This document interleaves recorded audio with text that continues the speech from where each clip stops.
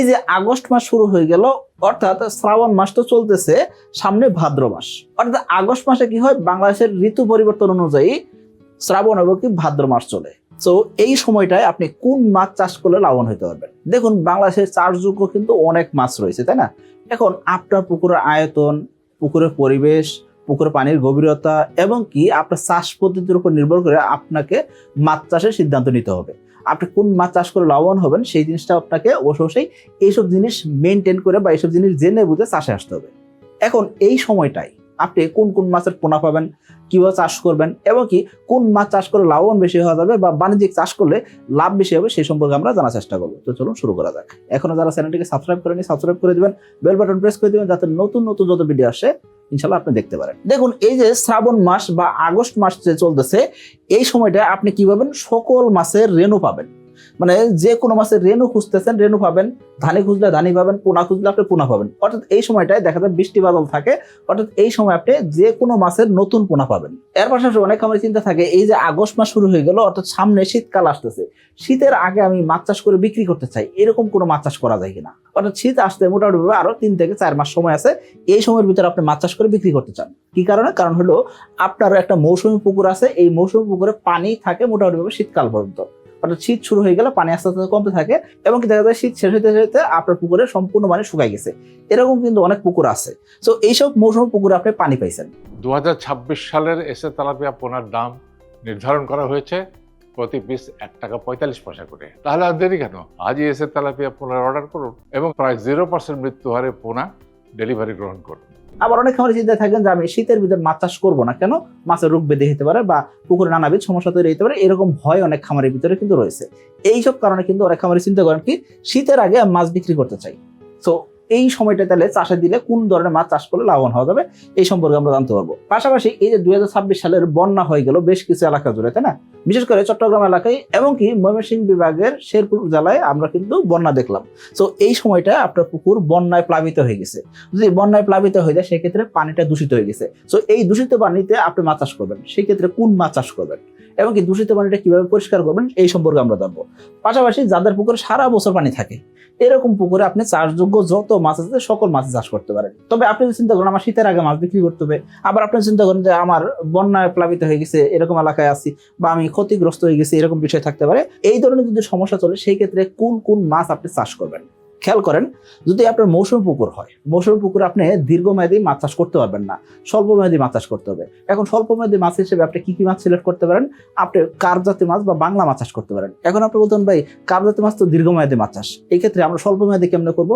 এই ক্ষেত্রে আপনি চাইলে ছোট পোনা সংগ্রহ করে এগুলাকে পোনা আকারে বিক্রি করতে পারেন। অনেক খামারি আছেন যারা পোনা আকারে পোনা কিনে থাকেন। সো আপনি মোটামুটি আপনি রেণু বা ধানি সংগ্রহ করলেন, এই বাংলা মাছের রেণু বা ধানিকে আপনি মোটামুটি 1-2 মাস খাওয়াইয়ে মোটামুটি আঙ্গুল সাইজের পোনা করে আপনি বিক্রি করতে পারেন। অর্থাৎ দেখা যাচ্ছে কি অনেকে নার্সারি করে থাকেন। আবার আপনি যদি চিন্তা করেন যে না আমি কি করবো, মাছ চাষ করবো, সেই ক্ষেত্রে বাংলা মাছের ক্ষেত্রে বড় মাছ ছাড়তে হবে। মোটামুটি 400-500 গ্রাম ওজনের মাছ যদি আপনি ছাড়তে পারেন বা 300 গ্রাম 350 গ্রাম ওজনের মাছ যদি ছাড়তে পারেন, সেই ক্ষেত্রে শীতের আগে কিন্তু মোটামুটি সাইজ করে বিক্রি করতে হবে। তবে এক একটা মাছ 2 কেজি 5 কেজি 10 কেজি ওজন হবে এমন কিন্তু করা সম্ভব নয়, আশা করি বুঝতে পারছি। তার মানে মৌসুমী পুকুরে আপনি চাইলে কিন্তু বাংলা মাছ করতে পারতেছেন।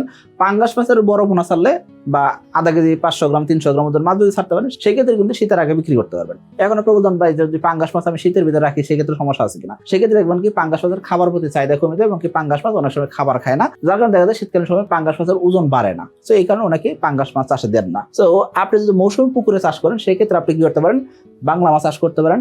আবার আপনি চাইলে বড় পাঙ্গাস ছাড়তে পারেন। এর পাশাপাশি আপনি কি করতে পারেন, ভিয়েতনাম কই এবং কি তেলাপিয়া চাষ করতে পারেন। কারণ কি ভিয়েতনাম কই কিন্তু খুব দ্রুত বড় হয়, 3 মাস 3.5 মাসে মাছ বিক্রি করা যায়। অনেক ক্ষেত্রে 85 দিন 90 দিনে বিক্রি করা শুরু করে দেওয়া যায়। আপনি ভিয়েতনাম কই চাষ করতে পারেন। আর তেলাপিয়ার ক্ষেত্রে যদি আসেন সেই ক্ষেত্রে মাত্র 4 মাসে তেলাপিয়া বিক্রি করা যায়। এখন আপনি বলতেন ভাই এত দ্রুত বড় হয় কোন জাতের তেলাপিয়া? আপনি আমাদের কোম্পানির এসে তেলাপিয়া চাষ করে দেখতে পারেন, ইনশাল্লাহ আপনি 4 মাসে বিক্রি করতে পারবেন। আমাদের হাজার হাজার খামারি যদি উৎপাদন করতে পারতেছে আপনিও পারবেন ইনশাল্লাহ। আর আপনি কেন পারবেন? কারণ কি আমরা একটা গাইডলাইন বই দিয়ে আছি, পাশাপাশি যে কোনো সমস্যায় আমাদের সাথে যোগাযোগ রাখতে পারতেছেন এবং প্রতি 10 দিন অন্তর অন্তর আমাদের কোম্পানি থেকে আপনাকে ফোন দিয়ে খোঁজ নেওয়া হবে, আপনার মাছ চাষের অবস্থা জানা হবে। আশা করি বুঝতে পারছি। সো এই জন্য আপনি লাভবান হতে পারবেন। জুন, জুলাই ও আগস্ট মাসের মধ্যে এসে তেলাপিয়া পোনার অর্ডার করে জিতে নিন 2টি মোটর বাইক ও 5টি ফ্রিজ। লাইভ ড্র অনুষ্ঠিত হবে 1 সেপ্টেম্বর 2026। এখন আপনার পুকুর যদি বন্যায় প্লাবিত হয়ে যায়, দূষিত পানি হয়ে গেছে, এই ক্ষেত্রে পানি পরিবর্তন করে নিতে পারলে সবচেয়ে ভালো। যদি পরিবর্তন না করতে পারেন সেই ক্ষেত্রে ওখানে রাক্ষস মাছ থাকতে পারে, সেই রাক্ষস মাছ নিধন করতে হবে। পাশাপাশি আপনি এই দূষিত পানি কি করতে হবে, অবশ্যই পরিশোধন করে নিতে হবে। এই ক্ষেত্রে ব্লিচিং পাউডার দিতে পারেন, ব্লিচিং পাউডার খুব কাজে আসে। আমাদের এই সম্পর্কে ভিডিও দেওয়া আছে, ভিডিওটা আপনি দেখে নিতে পারেন। এখন বন্যা প্লাবিত হয়ে গেছে, এই পুকুরগুলো আগে দূষণ মুক্ত করে নিতে হবে, তারপর আপনি মাছ চাষে যেতে পারেন। আশা করি বুঝতে পারছি। এখন আসেন যাদের পুকুর সারা বছর পানি থাকে, এইসব পুকুর আপনি তো অনায়াসে মাছ চাষ করতে পারেন। বাণিজ্যিক মাছ চাষের ক্ষেত্রে অনায়াসে যে কোনো মাছ চাষ করা যায়। অর্থাৎ বাংলা মাছ এবং কি পাঙ্গাস মাছ ব্যতীত, অর্থাৎ কার্যতে মাছ, রুই, কাতল, মৃগেল, এগুলো মাছের চাপের পোনা ব্যতীত এবং কি পাঙ্গাস মাছের চাপের পোনা ব্যতীত অন্য কোনো মাছের নতুন পোনা ছাড়া চাপের পোনা দিয়ে আপনি চাষ করবেন না। আশা করি আপনাকে বুঝতে পারছি। এখন আপনি বলতেন ভাই অন্য পোনা দিয়ে চাষ কেন করবো না? দেখুন, নতুন পোনা বাজ আছে, এই ক্ষেত্রে আপনি পুরাতন পোনা দিয়ে কেন চাষ করবেন? 1 নম্বর প্রশ্ন। দ্বিতীয় প্রশ্ন, পুরাতন পোনা দিয়ে চাষ করলে সেই ক্ষেত্রে কি হয়, ওই পোনাগুলোর পেটে দ্রুত সময় ডিম চলে আসতে পারে। এই জন্য বলবো আপনার নতুন পোনা দিয়ে চাষ করা উচিত। এখন আসেন এই যে শ্রাবণ ভাদ্র মাস, এই সময়টায় আবহাওয়াটার অবস্থা কেমন থাকে খেয়াল করেন। এই সময় গরম থাকে, আবার বৃষ্টিও থাকে। এই সময়টা কি হয়, মাছ চাষের জন্য আদর্শ সময় ধরা হয়। কারণ কি এই সময়টা মাছের রেজাল্ট ভালো আসে, মাছের গ্রোথ ভালো আসে। সো আপনার মাছ যেহেতু দ্রুত খাবার খায়, দ্রুত খাবারের দিকে আকৃষ্ট হয়, এই জন্য কি হয়, মাছের খাবারের চাহিদা বাড়লো, অন্যদিকে মাছের হজম যেহেতু ভালো হয়, হজম ভালো হলে সেক্ষেত্রে কি হবে, মাছ দ্রুত খাবার খাবে, দ্রুত বড় হবে। এটি স্বাভাবিক, তাই না? তো মাছের গ্রোথ বাড়তি পাবেন। এর পাশাপাশি কি হয়, বাজারের চাহিদা ভালো থাকে। দেখেন এই সময়টা কিন্তু মাছের বাজার দর খুব ভালো যাচ্ছে। বিশেষ করে জুলাই মাস থেকে দেখবেন কি মাছের বাজার দর ভালো। আমাদের অসংখ্য খামারি যারা এসে তেলাপিয়ার পোনা সংগ্রহ করছেন মার্চ মাসে, এপ্রিল মাসে, তারা কিন্তু জুলাই মাসে মাছ বিক্রি করা শুরু করছেন এবং কি তারা ভালো দামে বিক্রি করতে পারছেন। অনেক এলাকায় মাছ 180 টাকা, 170 টাকা, 190 টাকা, 200 টাকা কেজি বিক্রি হচ্ছে। অর্থাৎ এক এক এলাকায় এক এক রকম দাম পাওয়া যাচ্ছে। 3 পিসে কেজি তেলাপিয়া, 2 পিসে কেজি তেলাপিয়া দাম পাচ্ছে। তো আমি বলবো এই সময়টা কিন্তু মাছের বাজার দর ভালো। তো আপনি এই সময় মাছ বিক্রি করতে পারেন, ভালো দাম পাবেন। জুন, জুলাই ও আগস্ট মাসের মধ্যে এসে তেলাপিয়া পোনা অর্ডার করে জিতে নিতে পারেন 2টি মোটর বাইক ও 5টি ফ্রিজ। লটারির লাইভ ড্র হবে 1 সেপ্টেম্বর। পাশাপাশি আবার বাংলাদেশে আবহাওয়ার কথা তো বলা যায় না, হুট করে অতিরিক্ত পরিমাণ বৃষ্টি হতে পারে। অতিরিক্ত বৃষ্টি হয়ে এই সময় পুকুর প্লাবিত হয়ে যাওয়ার একটা ভয় থাকে। পাশাপাশি বৃষ্টির পানিতে আপনার কি হতে পারে, পুকুর পানি ঘোলা হয়ে যেতে পারে। এইসব জিনিসও কিন্তু আপনার পুকুরে হইতে পারে। তবে এগুলা থেকে আপনাকে কি করতে হবে, সচেতন হইতে হবে। তারা হলে আপনার লাভজনক মাছ চাষ করতে গেলেন, দেখা গেল কি আপনার পুকুর প্লাবিত হয়ে গেল, একটা ভয় থাকে। এই জন্য পুকুর পার পাইতে নিতে হবে, ভালো করে পুকুর পার উচ্চতা বাড়াইতে হবে, পুকুরের চতুর্পাশে নেট দিতে হবে। এইসব জিনিস কিন্তু আপনাকে অবশ্যই করতে হবে। পাশাপাশি নার্সারিতে এই সময়টা পোনা টেকে ভালো। আপনি যদি নতুন পোনা নার্সারি করেন, সেই ক্ষেত্রে নার্সারিতে পোনা টিকবে ভালো।